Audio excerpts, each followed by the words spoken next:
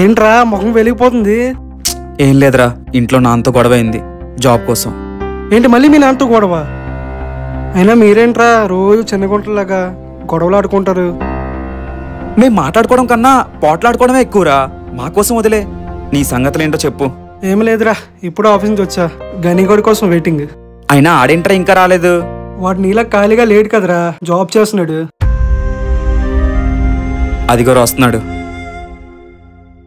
హే రారా వెళ్దాం. ఎక్కడికి రా? ఇక్కడికే రా. నూడిల్స్ షాప్కి రా. అదే ఇక్కడ ముందున్న నూడిల్స్ షాప్కి రా. నువ్వు వస్తే ముగ్గురు కలిసి వెళ్దాం. పర్వాలేదురా, మీరు వెళ్ళండి.